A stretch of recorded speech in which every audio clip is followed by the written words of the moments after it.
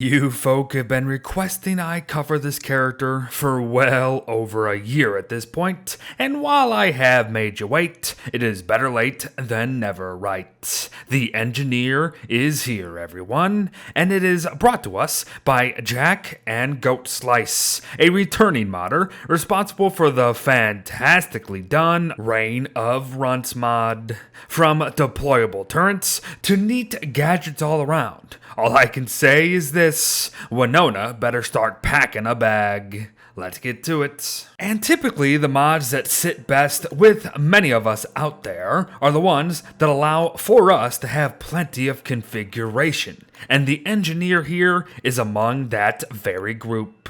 We can choose to raise and or lower the stats of our sentry guns, alter how dispensers operate, change our basic equipment even, alter recipes, adjust character-specific perks, and plenty more. But for us here today, however, everything will remain at default. And be sure to have at it though, because with some of this stuff changed, I'm sure it would really spice things up. Very much unlike the spice of the engineer's basic stats here. As yes, these are levels that simply cannot be messed with. That said, things just still appear quite normal across the board, apart from that lower than average health, of course. But this is going to play very well with just how the engineer, plays, I guess. But we'll get to that, as there are far more important things to discuss first, folks. Like how the engineer here comes with 2 unique emotes for you to enjoy.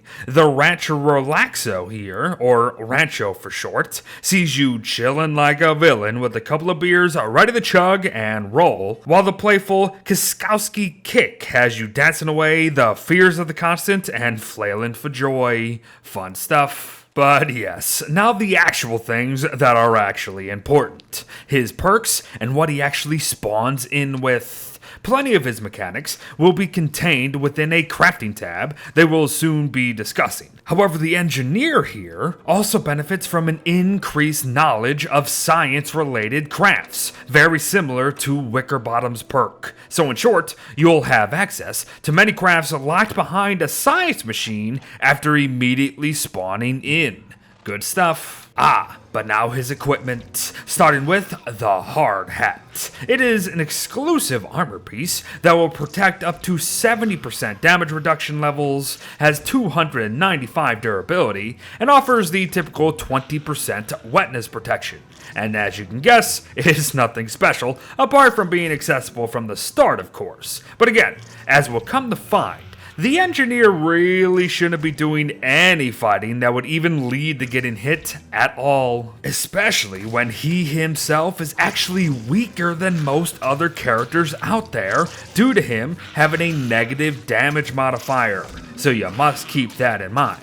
But now, the engineer here also spawns into the constant with his trusty wrench, and while it is considered a weapon that deals 17 damage and 150 uses total, it serves a much greater purpose in relation to all of those gadgets that we alluded to earlier. And so does his last item of the day, scrap metal. And very much so, mind you. For you see, the engineer here is going to have his very own crafting tab called Construction. And in it, we find crafts for additional scrap metal, ways to create more hard hats in the long run, recipes for new wrenches if yours happens to breaks, and of course, some fun toys like turrets, dispensers, and even teleporters. This tab is what the engineer is all about. So let's break it down. And we begin with scrap metal here to discuss just how many we get per craft, because it's important. And we'll be getting 5 in total, mind you.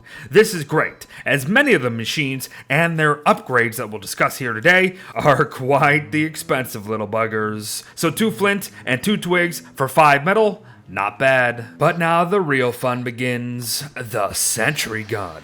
Costing 20 scrap metal and 3 gears, it is essentially a portable, deployable, personal turret with 200 health, around 100 shots, and deals roughly 9.5 damage per one of those shots. And yes, do note that all machines will have to be carried like suspicious marble and dropped to deploy. You don't just place them where you wish like other structures. But you can pick them up and move them at your will, however. But now, turrets can operate at a certain range that is configurable to your liking, of course, and essentially deliver a rapid 3-round burst into enemies around it, and pretty much anything you happen to target until it runs out of ammo. But there is a way to handle that, as once it gets low, you can just use your wrench to bonk it and replenish 5 ammo per hit at the cost of 2 scrap. You'll also heal the turret for 5 health to boot when doing so.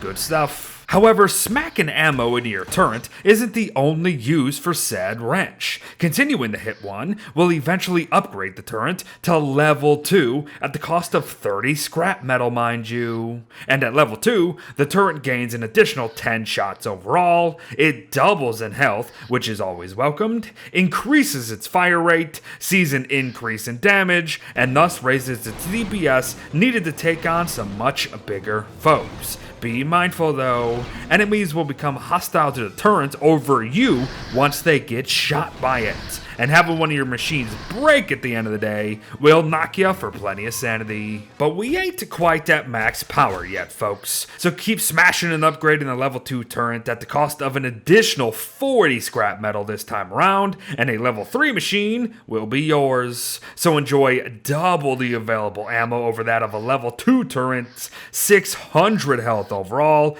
a much faster fire rates, greater damage, and oh yeah, a bloody missile launcher. No, not kidding. Every other round of burst fire appears to be accompanied by several missiles that do heavy damage, albeit not stupidly high either.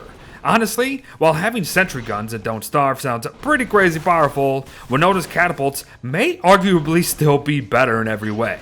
But these ones are way cooler, mind you. Have fun, and perhaps heal up along the way. With the Dispenser, this machine can be crafted and dropped on a position of your choice to accomplish 2 things: provide a small healing effect to those nearby, and offering loot each and every day. The effective range of the healing aura is quite small even following its upgrades, and the effect itself is a mere +1 health every few seconds to start with as well, so it's nothing crazy. But again, at level 1, a dispenser will pour out loot each and every morning alone, and it's all very basic resources for the most part, including scrap itself though, mind you. But speaking of, at the cost of 1 scrap, you can actually refuel a dispenser to ensure more loot come the following mornings, as yes, it's gonna need to be refueled every now and then after a couple of dispensings. And yes, you guessed it, we can keep hitting it to eventually upgrade the machine to a level 2 dispenser at the cost of even more scrap, mind you. A level 2 dispenser will not only increase the health regeneration aura to +2 every few seconds now, it will also make it so it grants loot every morning and the start of dusk now, so twice per day. Plus, it gains more fuel because of that. Good stuff. But finally, a level 3 dispenser will set you back even more scrap to have it upgraded, and with it comes another increase in the health aura to +3 per few seconds. It will allow for loot to be dispensed every morning, every start of dusk, and every dawn of night. Gains even more fuel to counter that, and even provides a small sanity aura now to boot. So, get to upgrading, friends. However, the final construction crafts of the day are the teleporters. And we have a teleporter entrance and a teleporter exit. And I think you get the picture already. Fork over 15 scrap and 10 nightmare fuel for both, and simply place the entrance someplace and the exit someplace else. And poof, you can teleport from one to the other. But now, these two must be carried like suspicious marble, which is gonna be a little annoying, mind you. And only one entrance can work for one exit. So if you do want more places to teleport to, then you're gonna have to create both a new entrance and a new exit to do it. But enjoy. But let us look to wrap up here with the final craft of the day. The Ghostly Gibbous. It is a clothing item hidden among all the other cool machines and stuff in this mod that is also quite deceiving when you first look at it. For you see, on paper, it appears to boast a damage reduction of 80% and an overall durability of 1050, both being very stellar. Thing is, though, none of them actually apply to normal enemies, mind you. Instead, the Ghostly Top Hat is meant to reduce the damage of ghosts and ghosts alone, and it does so quite well at the end of the day. But a group of ghosts is still incredibly dangerous, so I'd be mindful there. And yes, this is a little gimmicky, but hey,